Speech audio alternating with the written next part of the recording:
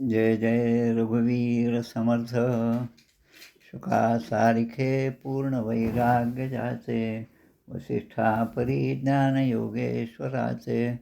कवी वाल्मिका सारिखा मान्य ऐसा, नमस्कार माझा सद्गुरु रामदासा. श्रीराम मला वाटते अंतरित्वा वसावे, तुझ्या दासबोधासी त्वा बोध व्हावे. अपत्यापरी पाववी प्रेमग्रासा, महाराज या सद्गुरु रामदासा. जय जय रघुवीर समर्थ. शांताकारं भुजगशयनं पद्मनाभं सुरेशं, विश्वाधारं गगनसदृशं मेघवर्णं शुभांगं, लक्ष्मीकान्तं कमलनयनं योगिभिर्ध्यानगम्यं. वन्दे विष्णुं भवभयहरं सर्वलोकैकनाथं. यं ब्रह्मा वरुणेन्द्ररुद्रमरुतस्तुन्वन्ति दिव्यैस्तवै, वेदैः साङ्गपदक्रमोपनिषदैर्गायन्ति यं सामगाः.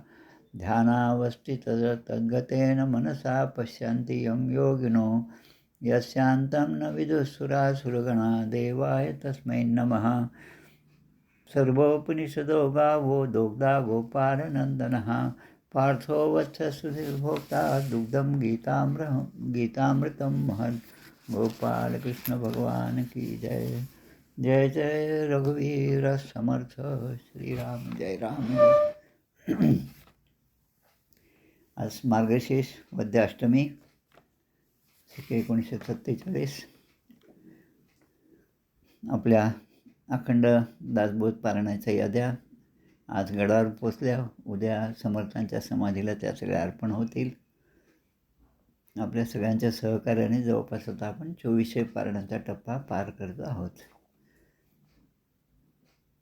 आपला विषय जो आहे तो यमनचिकेता संवाद असणारा कठोपनिषद. कठोपनिषदातला 2 अध्याय आहेत आणि प्रत्येक अध्यायामध्ये 3 वल्ली आहेत. कठ म्हणजे काष्ट म्हणजे एखादं झाडाचं उदाहरण घ्या. झाडाच्या आधाराने जशा वेलीवर चढतात तशा या वल्ली पहिल्या अध्यायामध्ये 3 वल्ली, दुसऱ्या अध्यायामध्ये 3 वल्ली, अशा 6 वल्ली या कठोपनिषदामध्ये आहेत आणि ज्यामध्ये यम आणि नचिकेता यांचा संवाद दिलेला आहे. आता यापैकी पहिली जी वल्ली आहे ती जवळपास आपण पूर्ण केलेली आहे. अगदी शेवटच्या याच्यात आपण पाहिलं, अजिर्यताम अमृतान उपेत्य जिर्यन मर्त्य स्वस्कथा प्रजानन अभिध्यायन वर्णरती प्रमोदा नती दीर्घे जीविते को रमेत. म्हणजे मनुष्य शरीर हे जे आहे ते जीर्ण होणार आहे आणि मरणधर्म आहे आणि म्हणून त्याला मृत्यूलोक म्हणतात. त्यामध्ये आता प्रजानन म्हणजे आता हे आपण चांगल्या प्रकारे समजून घ्यावं. आणि अजिर्यताम की ज्याला म्हातारपणी येणार नाही, अमृतान म्हणजे अमृतानाम न मरणारं, म्हणजे असं जे आहे तत्त्व जे आहे ते समजून सांगत आहे त्या ठिकाणी. आणि नचिकेता एक एक प्रश्न यमदेवांना विचारत आहेत. आता त्यामध्ये म्हणता, योयम वरो गूढमानु प्रविष्ठो नान्यम तस्मान नचिकेत्वा वृणीते. नचिकेता अगदी आपल्या वचनावर दृढ आहे. त्याने जे मागणं केलं तेच त्याला पाहिजे. 3 वर त्यांना सांगितले होते. त्या 3 वरांमधले पहिला वर जो होता त्याने मागितला की माझ्या वडिलांना जे रागात होते, मी इकडे यमलोकाला आलो तेव्हा त्यांचा राग शांत व्हावा. दुसरा वर जे आहे त्यामध्ये म्हणतात की हे स्वर्गप्राप्तीचं जो अग्नी आहे, म्हणजे जो यज्ञाचा विधी आहे तो मला विधी सांगा. त्यामध्ये किती विटा लागतात, कशा प्रकारचे लागतात, त्यामधलं सगळं जे विधान आहे ते सगळं मला समजावून सांगा. आता हे सांगत असताना त्याने यमदेवाकडून जेवढं ऐकलं ते यमदेवाने विचार केला की ह्याने जे ऐकलं ते याला समजलं की नाही, हा एक प्रश्न होता. म्हणून त्यांना विचारले, तुला काय काय समजलं सांग. त्यावर त्या नचिकेताने सगळ्या गोष्टी जसं ऐकल्या तसं यमदेवांना सांगितलं. यमदेव आता खुश झाले आणि ते म्हणतात की आता याला आपण आपल्यातर्फे 2 जास्तीचे वर देऊ. एक वर असा की हा जो अग्नी आहे स्वर्गप्राप्तीसाठी, जो अग्नी किंवा अग्नीचं जे अनुष्ठान करायचं, यज्ञाचं अनुष्ठान करायचं, तो आत्तापर्यंत यमाच्या नावाने चालत होता, पण आता पुढे तो नचिकेताग्नी असं त्याला म्हणतील. असा पहिला एक जास्तीचा वर दिला आणि दुसरा वर पुन्हा दिला. त्यामध्ये यमदेवाने आपल्या गळ्यामध्ये जी शृंखा शब्दाचे 2 अर्थ आहेत. त्यामधलाही तो अर्थ आहे, शृंखा म्हणजे एखादी माळ गळ्यामध्ये असणारी. हिरे, माणिक, पाचू अगदी जड जवाहिरांनी लावलेली अशी ती माळ जी आहे ती त्यांनी आनंदाने नचिकेताच्या गळ्यात घातली. आणि आता नचिकेताला म्हणतात की आता तू तिसरा वर जो आहे तो माग. आणि तिसऱ्या वरामध्ये नचिकेताने काय मागितलं ते आत्मज्ञान. हे जे स्वर्गप्राप्तीचं ज्ञान झालं, त्या विद्येला आता माझं नाव मिळालं. आता मी जो वर मागितला आत्मज्ञान, त्याच्याशिवाय मला दुसरा कुठलाही वर नको आहे, असं म्हणत तो पहिली वल्ली त्या ठिकाणी संपली होती. दुसऱ्या वल्लीचे 1-2 श्लोक आपण झाले, ते फक्त थोडंसं आपण रिपीट करत आहोत. अन्यत् श्रेयोर अन्यत् उतैव प्रेय स्ते उभे नानार्थे पुरुषंसी नीतः तयो श्रेय आददानस्य साधू भवती हीयते अर्थाद्य उ प्रेयो वृणीते. मनुष्य शरीर जे आहे ते आपल्याला अनेक योनीमध्ये भटकंती केल्यानंतर हे प्राप्त झालेले आहे. आता हे मनुष्य शरीर प्राप्त झाल्यानंतर आपण काय केलं पाहिजे याचा विचार या पूर्ण दुसऱ्या वल्लीमध्ये केलेला आहे. सत्वं प्रियान प्रियरूपांश्च कामा नाभिध्यायन नचिकेतो अत्यस्त्राक्षी नेताहं शंका वित्तमयी अवाप्तो यस्यां मज्जन्ति बहवो मनुष्याः. आता या ठिकाणी ते समजून सांगतात, यमदेव समजून सांगतात की परमात्म्याची प्राप्ती करून देणारे 2 साधन आहेत. एक आहे श्रेय आणि दुसरं आहे प्रेय. आता यामध्ये ते यमदेव सांगत आहे की हे नचिकेता, सत्वम म्हणजे तू असा निस्पृह आहेस की तुला मी तो जो तू आत्मज्ञानाची जी तळमळ दाखवली त्यापासून तुला विचलित करण्यासाठी मी तुला अनेक प्रलोभनं तुझ्यासमोर ठेवले. प्रियांच कामान अभिध्यायन अत्यस्त्राक्षी. पण त्या सगळ्या प्रलोभनाला तू कधीही बळी पडला नाहीस, पण तू मात्र तुझ्या मागणीवर अगदी ठाम होतास. आणि म्हणून एतत् वित्तमयीम शृंखाम. आणि कुठल्याही या लौकिक अशा बेडीमध्ये, त्या काय म्हणतो आपण साखळीमध्ये तू स्वतःला अडकवून घेतलं नाहीस. पण इतर जे लोक आहेत ते मात्र बहुवहा मनुष्याः, बहुतेक माणूस जो आहे तो मात्र क्षणिक सुखाच्यासाठी तळमळत असतो आणि त्यामध्येच तो अडकत जातो. रिद्धी सिद्धी निधी अवघीच उपाधी जव त्या परमानंदी नाम मन नाही. गोंदवलेकर महाराज सांगतात, जो नाम घेतो, जो निष्ठेने नाम घेतो, त्याचं नाम घेणं हे कसं आहे तर तो नाम घेत असता असता ज्याचं तो नाम घेतो तो त्याला नामी म्हणतो आपण. तो नाम घेणारा हा त्या नामीपर्यंत सरळ जाऊन पोचतो. म्हणजे ते असं म्हणतात की एखाद्या एक्सप्रेस रेल्वेसारखी ही गाडी आहे नाम घेणाऱ्याची. ती मधल्या स्टेशनवर थांबत नाही. आता मधले स्टेशन कोणते हे सुद्धा महाराज आपल्या ह्याचं सांगतात. ते म्हणतात की मधलं स्टेशन म्हणजे एखाद्याने साधना सुरू केली, त्याला लगेच त्या साधनेला बसल्यानंतर तिथे बसल्यावर माझं मन फार प्रफुल्लित होतं. मला काहीतरी कुठेतरी देवळातल्या घंटींचा आवाज येतो, मला कुठेतरी फुलांचा सुगंध येतो मला. आणि मग असे जे आहेत हे जे सगळे काय म्हणतात त्याला उपलब्धी आहेत असं वाटतं, माझ्या साधनेच्या उपलब्धी आहेत असं वाटतं. पण भगवंत त्याच्यासाठी हे सगळे प्रलोभनं तयार करतात. आता नचिकेता हा कुठल्याही प्रलोभनाला बळी पडलेला नाही. नचिकेताला सांगतात, तू मात्र खऱ्या अर्थाने बुद्धिमान आहेस, विवेकी आहेस आणि वैराग्य संपन्न आहेस. अंगी जर त्याचं वैराग्य नसतं तर मग त्या यमराजाने दिलेले पुत्र पौत्र हत्ती घोडे गाई गोधन धन संपत्ती भूमी ही सगळी जी प्रलोभनं होती ती प्रलोभनं घेऊन तो शांत बसला असता. मागच्या वेळेस आपण छान उदाहरणं पाहिलं, मलाही ते आवडलं. लहान मुलांनी खूप मोठी गोष्ट मागितल्यानंतर 500 रुपयाची मला नोट द्या असं म्हटलं तर त्याला 500 रुपयाची नोट देऊन त्याचा उपयोग त्याला काही होणार नाही. पण ती नोट न देता आपण त्याला काहीतरी चॉकलेट बिस्किट असं काही दिलं तर तात्कालिक त्याला आनंद होतो आणि तो त्या 500 रुपयाच्या नोटेचा त्याला विसर पडतो. तसं या ठिकाणी मी तुला अनेक प्रलोभनं दिली, पण तुझं जे मुख्य मागणं होतं तिसऱ्या वरामध्ये ते मात्र तू विसरला नाहीस आणि तू त्या प्रत्येक प्रलोभनाचा त्याग केलास. आता आत्मतत्व हे जे तुला पाहिजे आहे ते तुला जाणून घ्यायचं आहे, त्याचा तू खऱ्या अर्थाने अधिकारी आहेस. आता या ठिकाणी 2 गोष्टी सांगितल्या, श्रेय आणि प्रेय. आता त्या श्रेय आणि प्रेयाबद्दलसुद्धा आपल्याला थोडंसं विवेचन करायचं आहे. एक छान प्रवचनामधला भाग ऐकला. आपण असं पाहतो की आपल्या आयुष्यामध्ये जेवढ्या गोष्टी होत असतात, त्यामध्ये आपण म्हणतो की हे माझ्या प्रारब्धात होतं, हे माझं संचितच असं आहे आणि माझं क्रियमाण, हे जे 3 शब्द आहेत, प्रारब्ध, संचित आणि क्रियमाण, या 3 शब्दाचा अर्थ आपण थोडक्यात जाणून घेऊया.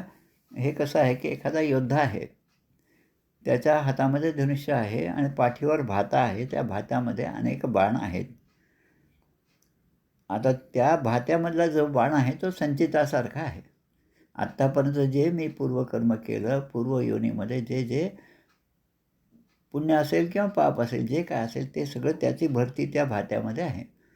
आता त्या भात्यातील बाणाचा उपयोग मला करायचा आहे आणि तो करत असताना माझ्या ठिकाणी विवेक असला पाहिजे आणि तो बाण मी उचलतो आणि त्या धनुष्यावर तो बाण मी प्रत्यंचा चढून तो बाण धनुष्याला लावतो. म्हणजे आता याला काय म्हणतात, क्रियमाण.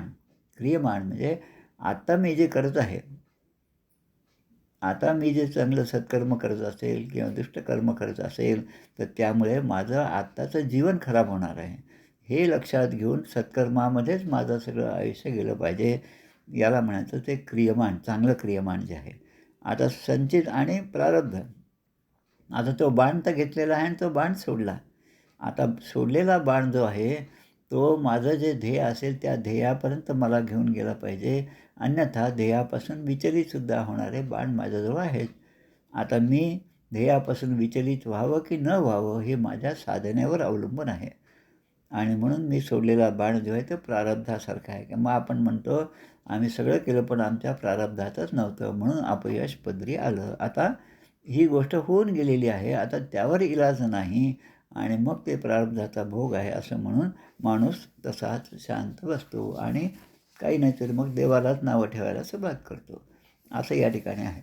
आता पुढे जो आहे की 2-3 गोष्टी सांगितल्या संचित आणि याचा.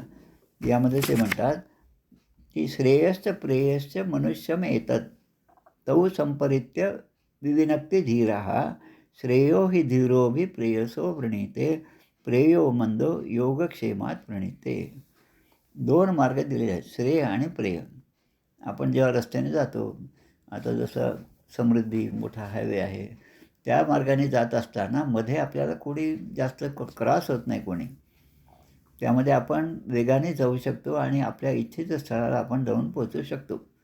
आता असा मार्ग जो आहे तो श्रेयाचा मार्ग आहे, लक्षात घ्या. आणि तो सोडून जर आपण जुन्या मार्गाने गेलो, मध्ये एखादं गाव लागलं की त्याला एक बायपास रोड असतो. बायपास रोडने गेलं की आपण ते गाव क्रॉस करून पुढच्या टप्प्याला जाऊन पोहोचतो. म्हणजे बराच वेळ आपला वाचतो. पण जर आपण गावातून गेलो तर मग त्या ठिकाणी अनेक प्रलोभनं असतात. एखादं हॉटेलच चांगलं दिसतं, मनामध्ये येतं अरे नाही हे छान दिसतं आहे, इथेच आपण जाऊया, इथं खूप गर्दी दिसते आहे. म्हणजे ही जी प्रलोभनं आहेत, ती प्रलोभन आपल्या प्रवासामध्ये अडथळे निर्माण करतात. पण या मार्गाने न जाता आपण सरळ सरळ जर गेलो तर आपण आपल्या ध्येयापर्यंत लवकर जाऊन पोहोचू शकतो. म्हणून श्रेय आणि प्रेय असे 2 मार्ग या ठिकाणी दिलेले आहेत. आता आपण विचार करायचा म्हणजे आपल्या बुद्धीने हा जाणून घ्यायचं की यातला कोणता मार्ग आपण निवडायचा. या रस्त्याने जावं का त्या रस्त्याने जावं. तसं या ठिकाणी श्रेयश्च प्रेयश्च मनुष्य एतम तौ संपरित्य विविनक्ती धीरः. विविनक्ती याचा अर्थ की त्या दोन्ही गोष्टीला श्रेय आणि प्रेय कुठलं चांगलं आहे आणि कुठलं वाईट आहे या दोन्ही गोष्टीची निवड, त्याला वेगवेगळ्या स्वरूपामध्ये समजणं, याला विविनक्ती म्हटलेलं आहे. आता धीर जो आहे मनुष्य आहे, म्हणजे ज्याची बुद्धी श्रेष्ठ आहे, तो चांगल्या प्रकारे विवेक जाणत आहे, तो यापैकी कल्याणाचा मार्ग आहे तो निवडतो. आणि श्रेय ही परमकल्याण. श्रेय मार्ग जो आहे तोच परमकल्याणाचा मार्ग आहे. आता प्रेय जो आहे तो प्रेय म्हणजे भोगाकडे आपली प्रवृत्ती नेणारा मार्ग आहे.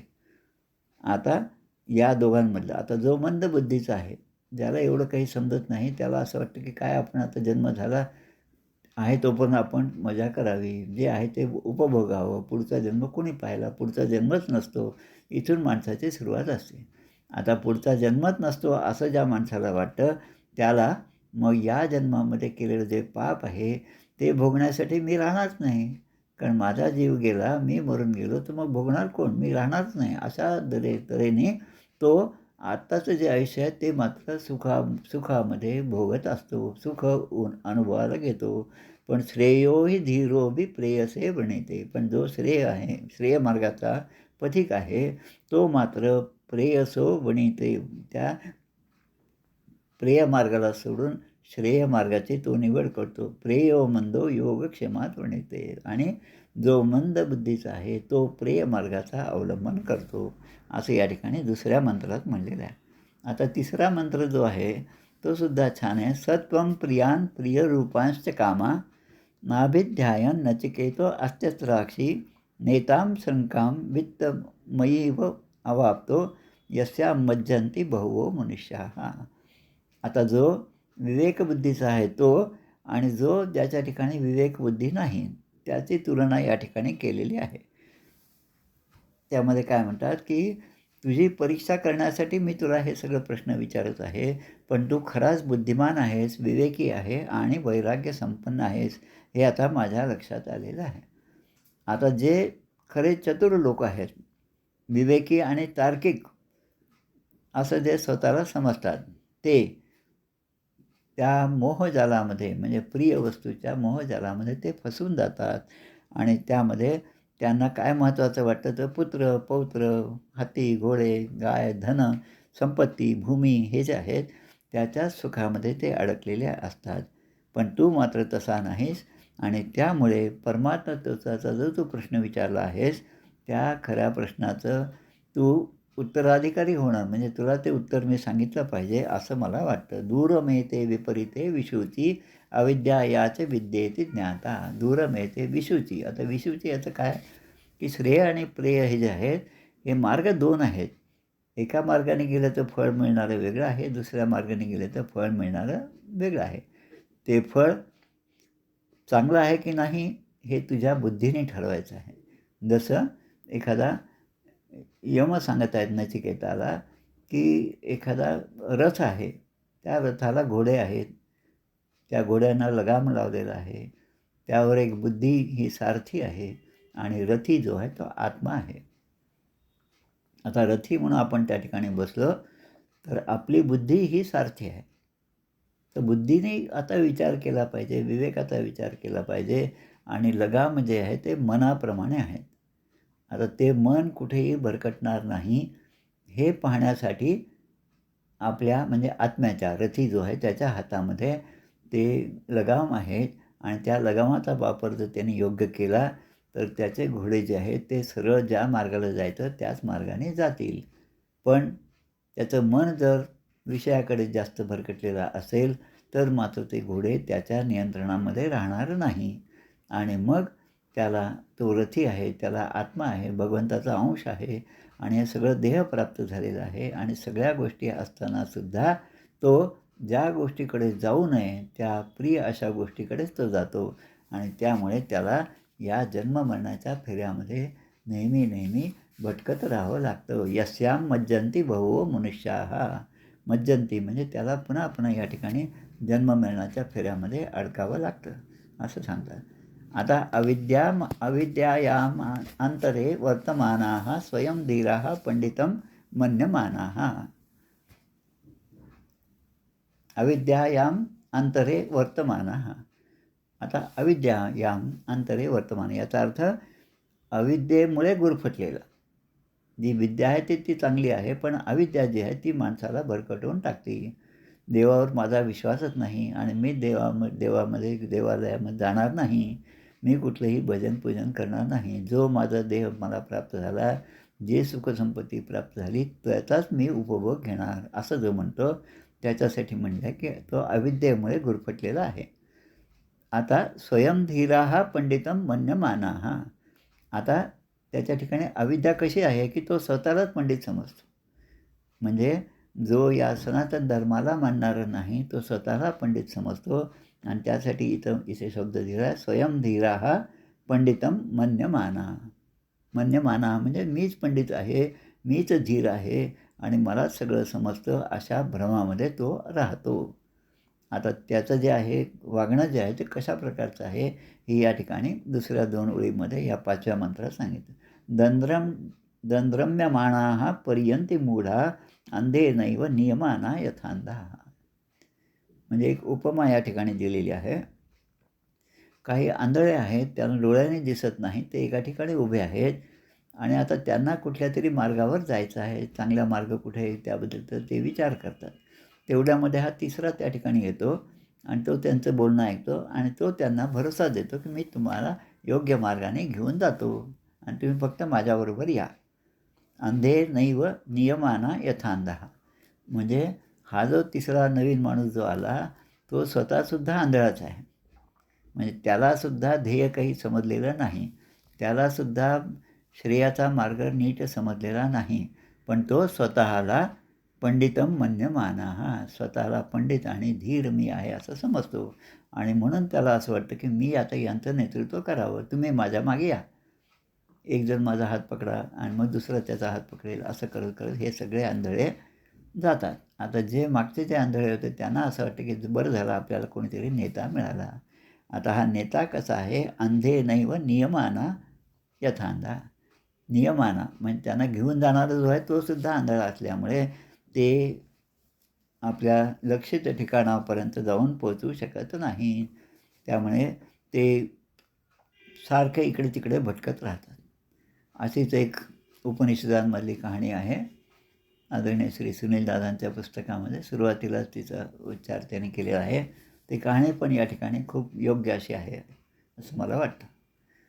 एक गाव होतं, त्या गावामध्ये सगळीकडून चारी बाजूने भिंत होती आणि त्या भिंतीतून त्या आतल्या माणसाला एकच त्याच्या मनामध्ये होतं की इथून आपण बाहेर पडलं पाहिजे आणि म्हणून कोणीतरी त्याला येतं आणि त्याला हात धरून घेऊन जातं त्या भिंतीपर्यंत आणि तो त्याला सांगतो की तू फक्त आता एक हात या भिंतीवर ठेव आणि ह्या भिंतीचा हात सोडू नकोस आणि जसं जसं तू फिरत जाशील तसं तुला एक दार त्या ठिकाणी मिळेल आणि ते दार मिळाल्याबरोबर या देहातून तू मुक्त होशील. आता हा बिचारा त्याच्या सांगण्याप्रमाणे एक हात भिंतीवर ठेवतो आणि तो चालायला लागतो.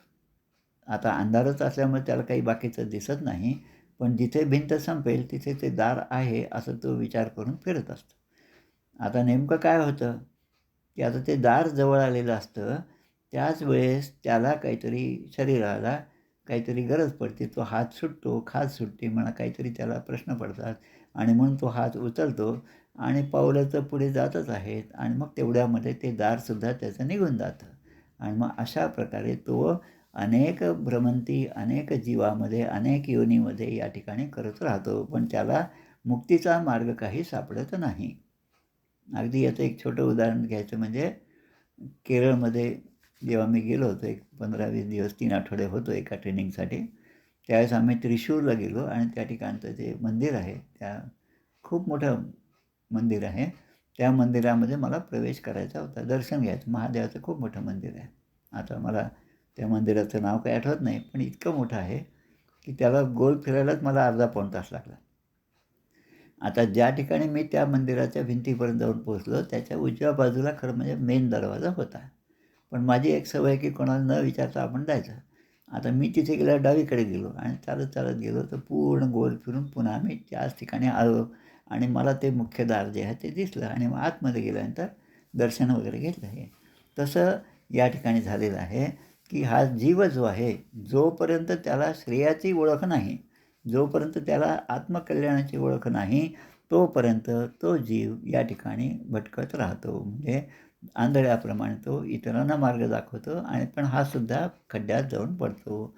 आता या ठिकाणी एक शब्द या ठिकाणी येतो पुढच्या ह्याच्यामध्ये, न सांपराय प्रतिभाती बालम, की लहान मुलगा जो आहे त्याला कोणतं योग्य आहे काय आहे ते कळत नाही त्याला आणि मग त्याप्रमाणे तो एखाद्या वेळेस मोह त्याला जो निर्माण होतो तो संपत्तीचा होईल. प्रमाद्यंतम बालम, कारण लहान मुलगा जो आहे तो त्याच्या बुद्धीप्रमाणे कार्य करीत असल्यामुळे त्याच्याकडून चुका घडतात, प्रमाद घडतात. सांपराय म्हणजे परलोक, या परलोकाच्या प्राप्तीसाठी न भाती भाती, त्याला काही सुचत नाही आणि अयम लोक हा, की खरं म्हणजे हा जो सत्य लोक आहे, सत्य जो आहे त्याला त्या ठिकाणी जायचं असतं. पण परह न असती, की त्याला दुसरा स्वर्गलोक काही लोक आहे हे सुद्धा माहीत नसतं.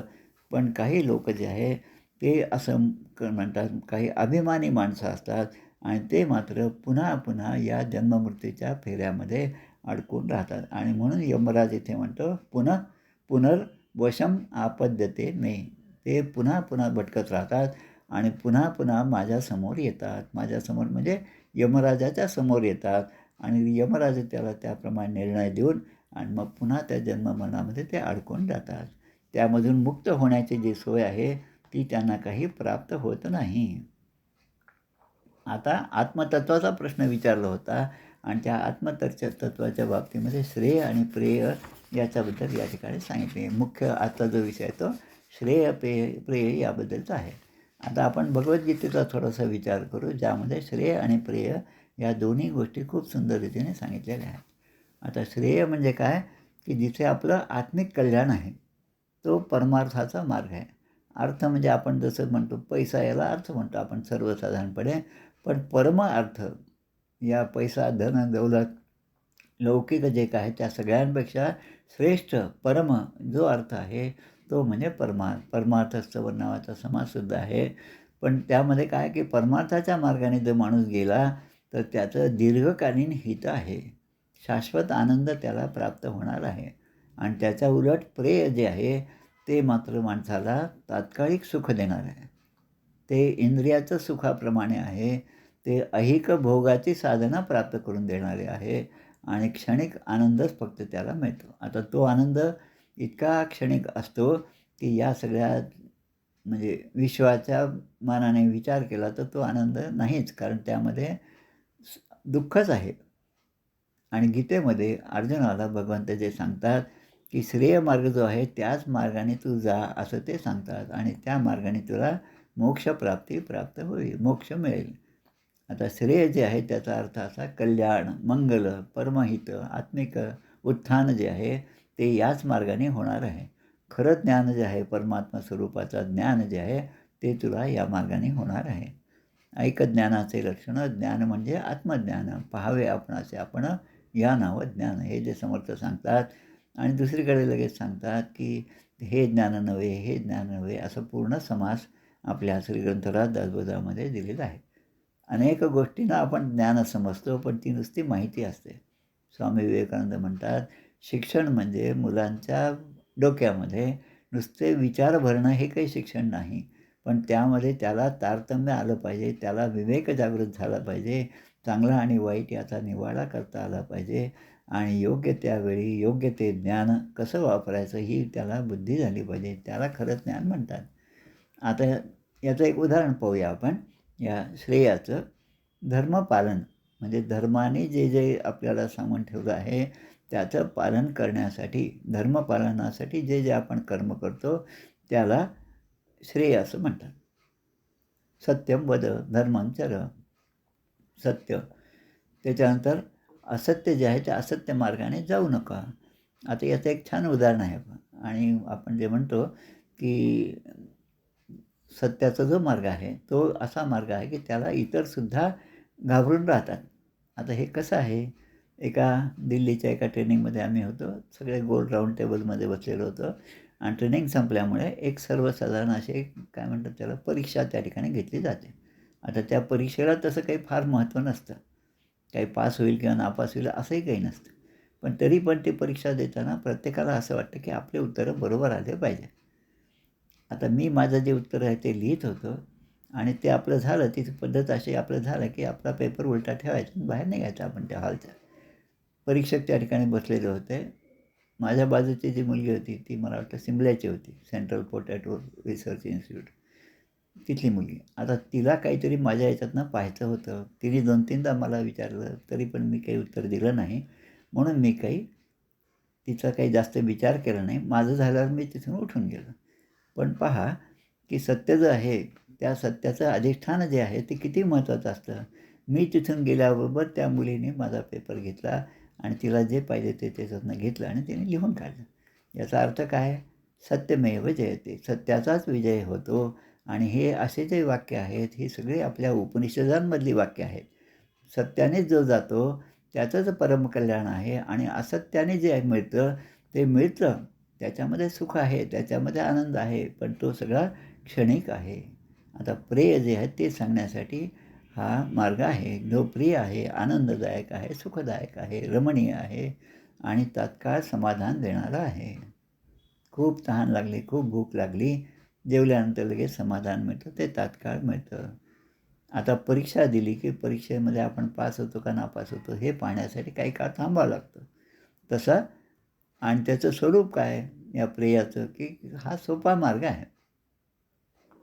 दुसऱ्याचं पाहून लिहिलं आणि तो आपल्या बाजूचा जर चांगला असेल तर आपल्यालाही मार्क चांगले मिळतील, हा सोपा मार्ग आहे. पण त्यामध्ये अज्ञानाचीच वाढ होते. जे या मार्गाने गेले, श्रेयाच्या मार्गाने, ते उच्च स्थानावर गेले आणि प्रियाच्या मार्गाने जे गेले ते मात्र घरंगळले, ते मात्र पुन्हा पुन्हा अधोगतीला प्राप्त झाले. म्हणून अर्जुनाला प्रेय म्हणजे इंद्रिय सुख सोडून कर्तव्य जे आहे किंवा आत्मज्ञानाचा मार्ग जो आहे तोच तू अवलंबन कर असं सांगितलेलं आहे. आणि ते सांगत असताना फळाची अपेक्षा ठेवू नये. कर्तव्य करणे आणि फळाची अपेक्षा न ठेवणे.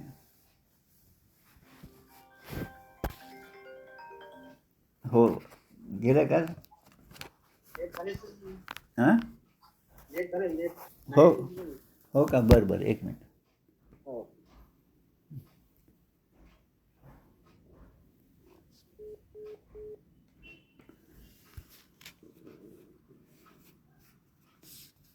हां, आलं आता? ठीक आहे.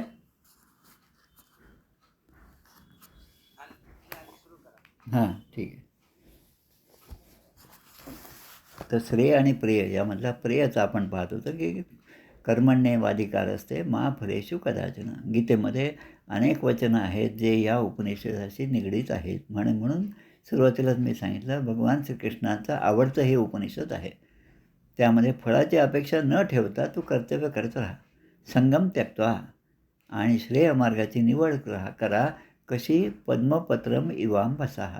पद्मपत्रम त्या कमळाचं जे पान असतं ते पूर्ण पाण्यामध्येच असतं. कमळ त्या चिखलातच उगवतं, पण वर कमळासारखं इतकं सुंदर फूल येतं आणि ते पानसुद्धा त्या पाण्याच्या वर तरंगत असतं. आता ते पान असं असतं की त्यावर पाणी एक थेंबसुद्धा चिकटून राहत नाही, स्थिर राहत नाही. तसं साधू संत जे आहेत ते सुद्धा तुमच्या आमच्यासारखे संसारामध्ये असतात, पण संसारीमध्ये असूनसुद्धा ते मुक्त असतात. अखंड जाणे युक्तायुक्त. संसारी असोने मुक्त, अखंड जाणे युक्तायुक्त. युक्त काय अयुक्त काय हे ते जाणत असतात आणि त्यामुळे त्यांच्यामध्ये आणि आपल्यामध्ये फरक आहे. अन्यथा आपलं शरीर त्यांचं शरीर हे सगळं सारखंच आहे. मग काय त्याच्यामध्ये फरक आहे? त्यांच्या बुद्धीमध्ये प्रगल्भता जी आहे ती आहे आणि त्याने निवडलेला जो मार्ग आहे त्यामध्ये आहे. तर प्रेय मार्ग हा जो आहे तो माणसाला बहिर्मुख करणारा आहे. तात्काळच्या सुखाच्या मागे लावणारा मार्ग आहे आणि ज्यामध्ये व्यक्ती अडकून पडते. आणि म्हणून या ठिकाणी ते सांगितलेलं आहे की श्रेय मार्ग जो आहे तोच चांगला आहे. श्रेय मार्गाचाच अवलंबन करावं. आश्चर्यो वक्ता. आता ही 7वा जो श्लोक आहे तो फार महत्त्वाचा आहे. या बहुभिही जो आत्मतत्वाबद्दल बहुतांचं सगळ्यांचं ऐकतो. श्रवणाय अपि न लभ्य. आता हे जे आहे जरी आत्मतत्वाची जिज्ञासा असली तरी पण आपण कित्येकांना सांगतो की तुम्ही या कार्यक्रमाला या, छान आहे, ऐकायला छान वाटतं, पण तरी ते काय झालं?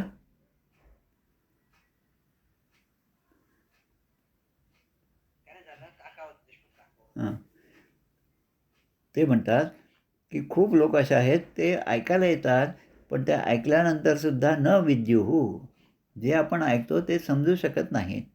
कशामुळे समजू शकत नाही? त्यांच्या पूर्वकर्मानुसार जे कानावर पडतं ते त्यांना ऐकायला ते म्हणजे काय म्हणतात त्याला परवडत नाही. परवडत नाही हा शब्द अजून चांगला आहे.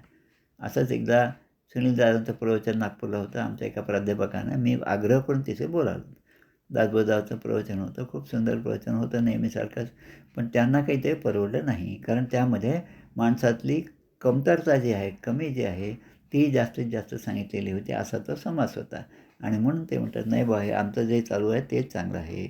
असं ते कुशलानुशिष्टः, की लब्धा कुशलः, की एखादा चांगला वक्ता मिळाला तर त्याचं ऐकायला येणारे चांगले असतील असंही काही नाही. ते काही जण असे असतात की चला बा यांचा आग्रह आहे म्हणून आपण जावं, पण त्यांना त्यामध्ये कुठल्याही प्रकारचा रस नसतो. त्यामुळे ते उपलब्ध असून असतं आणि त्याला समर्थ म्हणतात. तो श्रोता नव्हे पाषाण मनुष्य वेशे. आणि म्हणून ज्ञाता म्हणजे आत्मतत्व जे आहे ते खरं म्हणजे आश्चर्यमय आहे आणि परमदुर्लभ असं आत्मतत्व आहे. आणि त्याची इच्छा तुझ्या मनामध्ये झाली.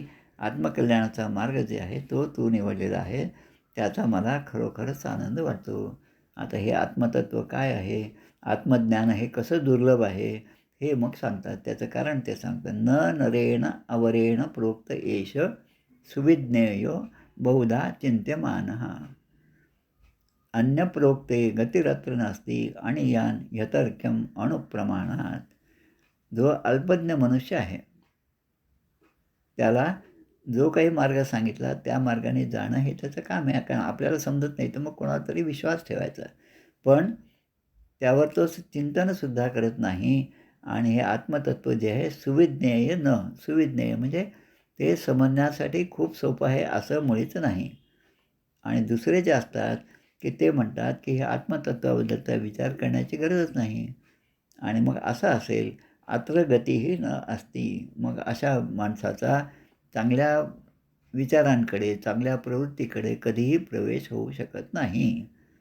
आणि म्हणून आपण पाहतो की एखादा हजारो माणसांमध्ये एखादा जो असतो ते देवाच्या भक्तीकडे वळतात. त्या हजारोमध्ये जे वळलेले असतात त्यामधला एखादा असतो की जो आपलं सगळं सोडतो पण त्या एकाच ध्येयाच्या मागे लागतो. तसं या ठिकाणी पुढच्या ह्याच्यामध्ये पुन्हा एक श्लोक येतो. आणि हे आत्मतत्व कसं आहे? आणि यान आणि अतर्क्यम. आणि यान म्हणजे सूक्ष्मातिसूक्ष्म असं आहे. आता अणू म्हणजे काय ते थोडंसं या ठिकाणी सांगितलेलं आहे. आपण जेव्हा उजेडामध्ये पाहतो आणि मग काहीतरी छोटे छोटे कण त्या सूर्यप्रकाशामध्ये आपल्या घरात येत असलेले, उडत असलेले आपल्याला दिसतात. आता ते इतके बारीक असतात की आपल्याला सहजपणे दिसतात, ठीक आहे. तर त्या बारीकाचाच पुन्हा जर 6वा भाग केला, काही ठिकाणी म्हणतात 60वा भाग केला, तर त्याला अणू असं म्हणतो. आणि यान म्हणजे इतकं ते सूक्ष्म आहे. आणि अतर्क्यम म्हणजे त्याचे आपण तर्कसुद्धा करू शकत नाही. म्हणून असे जे विषय आहेत, असा जो भाग आहे आत्मतत्वाचा, यामध्ये सर्वसाधारण माणसाची प्रवृत्तीच नसते. कारण त्याला चांगलं काय हेच माहीत नसतं. ज्याला चांगलं माहीत नाही, चांगला मार्ग माहीत नाही, त्याला फक्त असंच वाटतं आपल्या अहंकाराने, आपल्या अभिमानामुळे की माझा मार्ग जो आहे तोच चांगला मार्ग आहे. आपण एक गाणं ते माहीत असेल. पिते दूध डोळे मिटुनी जात मांजराची, मणी चोरट्याच्या कारे भीती चांदण्याची. आता ते चांदणं एकच आहे, तो सूर्य एकच आहे, सूर्याचा प्रकाश तोच आहे. पण त्यामध्ये जे खाली वावरत असतात त्यांच्या मनामध्ये जो विचार आहे त्यावर त्याचं भविष्य अवलंबून असतं. आणि भूतकाळामध्ये काही पुण्य केलं त्याला तो चांगला मार्ग त्या ठिकाणी सापडेल. आणि भूतकाळामध्ये जर काही पापच केलं असेल मग त्याला त्या चांदण्याची सुद्धा भीती वाटते. बऱ्याच वेळेस पहा की जे 31 डिसेंबर आता येणारच आहे, तर त्यावेळेस जे पार्टी करतात ते पार्टी करणारे जे असतात त्या हॉटेलमध्ये जाऊन पहा तर तिथे उजेडसुद्धा नसतो. अगदी छोटे छोटे लाईट लावलेले असतात. का?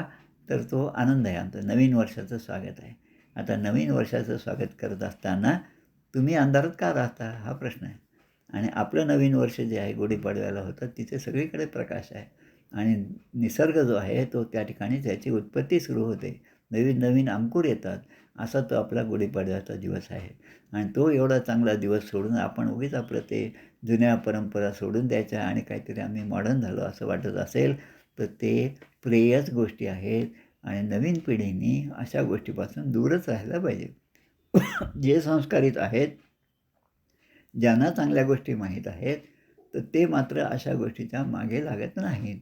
हे एक चांगलं आहे. आणि म्हणून संस्कार जे आहेत ते मुलांना लहानपणापासून दिली पाहिजे. आणि मुलांना द्यायचे असतील तर आईबापांकडे असले पाहिजे, आईबाबाकडे पाहिजे तर आजोबा आजीकडे पाहिजे. म्हणजे हे सगळं परंपरेने संस्कार आलेले आहेत. श्रेय आणि प्रेयाची निवड करणं हे जे बहिर्मुख आहेत त्यांच्यासाठी ते अवघडच आहे. आणि म्हणून या ठिकाणी आपल्याला अजून एक शब्द येतो वरी चांगला अंतरी गोड नाही, तया मानवाचे जिणे व्यर्थ पाही. आणि वरी चांगला अंतरी गोड आहे, तया लागे कोणीतरी पाहत आहे. हा जो श्लोक आहे, ही जी ओवी आहे ती समर्थाने आपले पुतणे रामजी आणि श्यामजी यांना लिहिलेल्या पत्रामधली आहे. तर श्रेय आणि प्रेय याचा अर्थ वरवर चांगलं दिसणं हे तेवढ्या कामाचं नाही, जेव्हा अंतरंग आणि जसं दासबोधाबद्दल म्हटलेलं आहे आणि आपल्या प्रवेशच्या पुस्तकामध्ये दिलं आहे की हा एक कोर्स आहे, इंटेरियर डेकोरेशनचा कोर्स आहे. इंटेरियर डेकोरेशन म्हणजे विचाराने माणसाने चांगलं पाहिजे. त्यामुळे नुसतं वरवरच्या कपड्या लत्त्याने माणूस मोठा होत नाही. जे विवेकानंदांनी अमेरिकेमध्ये जे सांगितलं तेच आहे. आमच्याकडे चारित्र्य हे माणसाला घडवतं आणि तुमच्याकडे शिंपी जे आहे तो माणसाला घडवतो. चांगले कपडे घातले की तो चांगला, चांगले कपडे नाही घातले की तो चांगला नाही. आमच्याकडे तसं नाही. पण अंतरंगातली सुधारणा जी आहे ती आहे. आणि म्हणून भर्तृहरीचं वैराग्य शतक एक आहे. त्यामध्ये सुद्धा आहे की भोगा न भुक्ता वयमेव भुक्ताः, तपो न तप्तं वयमेव तप्ताः, कालो न यातो वयमेव याताः, तृष्णा न जीर्णा वयमेव जीर्णाः. लहानपणापासून आपल्याला जीवाला आपल्याला म्हणजे सगळ्यांनाच असतं, तहान लागली की आपण पाणी पितो. आता पाणी पिऊन असं आपलं आयुष्य चालू आहे. तृष्णा न जीर्णा, ती तृष्णा जी तहान आहे ती मात्र जीर्ण होत नाही, ती तशीच राहते. पण आपण मात्र जीर्ण होतो. तपो न तप्तं वयमेव तप्ता. जे तप करतात, तप करणं म्हणजे आपल्या साधारण अर्थाने तापवलं. तपाने काय होतं की तप होतं. वयमेव तप्ता काय होतं तर आपणच त्यामध्ये स्वतःला वाहून घेतो. कालो न यातो वयमेव याता. काळ कित्येक वर्षापासून तसाच आहे. काळाला 25वं तत्त्व असं म्हटलेलं आहे. आणि तो काळ म्हणजेच भगवंत आहे. तो काळ कधीही क्षीण झाला नाही, त्यामध्ये वाढ नाही, तो जसा आहे तसा आहे. पण त्या काळाच्या समोर जे जे जन्माला आले, जे जे मृत्यू पावले, ते मात्र स्वतः सगळं इथे सोडून गेलं. असं ते वैराग्य शतक जे आहे, राजा भर्तृहरीचं वैराग्य शतक, 101 श्लोक त्यामध्ये वैराग्याबद्दलचे आहेत. ह्या भर्तृहरीची गुफा जी आहे ती उज्जैनला आहे. उज्जैनमध्ये सांदीपनी आश्रम आहे, तिथेच ती भर्तृहरीची गुफा आहे. जवळपास 72-74मध्ये त्याचं दर्शन मी घेतलं होतं. म्हणून भोग जे आहेत, जे उपभोग आपण घेतो, ते उपभोग घेण्यामध्ये काय होतं तर आपणच त्यामध्ये आपण क्षीण होत जातो. त्यामुळे तपस्या जी आहे, ती तपस्या केली तरी आपण स्वतः तपतो म्हणजे काय म्हणतो आपण तापणे किंवा उष्ण होणे, गरम होणे. तसं तृष्णा नाही गई बल्कि हम जीर्ण हो गए. आपणच म्हातारे होतो आणि मग ज्या गोष्टीमध्ये तरुणपणी आपल्याला रस होता, ती गोष्टी आता आणून दिली, तर आपण नको आता काही ते थंड सहन होत नाही वगैरे असं आपण म्हणत जातो. म्हणजे आपण म्हातारे होतो. पण या ज्या गोष्टी आहेत, जे भोगायच्या ज्या गोष्टी आहेत, त्या मात्र तशाच राहतात. आपलं म्हातारपण येतं याचा अर्थ की आपला जीव जो आहे तो म्हातारा होत असतो आणि ही आकर्षणाची जी स्थानं आहेत, ती स्थानं आपल्याला कुठेही चांगल्या प्रकारे, चांगल्या मार्गाने घेऊन जात नाही. जसं आमचे स्वामी वरदानंद भारती म्हणजे डॉक्टर अनंतराव आठवले ते म्हणतात, की जेवण हे शरीराच्या पोषणाकरता आहे. अन्नमय शरीर आहे. अन्नमय, प्राणमय सगळे 5 कोश सांगितलेत. त्यामुळे जेवण हे शरीराच्या पोषणाकरते आहे. आता उदरभरणो हेच आणि जे यज्ञकर्म असं आपण म्हणतो, तर ते जेवण उदरभरण आहे, यज्ञकर्म आहे एवढं फक्त आपण समजायचं. पण त्या मात्र जर चव जी आहे, त्या चवेचा जर शब्द आला, तर मात्र मग ते जिभेला कळते चव आणि मग तिथून विषयाचे वासना, विषय हे जे आहेत किंवा प्रेममार्ग तिथून सुरू होतो. म्हणून आपण बऱ्याच ठिकाणी पाहतो. आमचे प्रल्हाद महाराज जे आहेत ते एका ठिकाणी गेले होते. त्या ठिकाणी जी काही जेवणाची व्यवस्था केली होती, त्यामध्ये भाजी जी आहे ती कडवट झाली होती.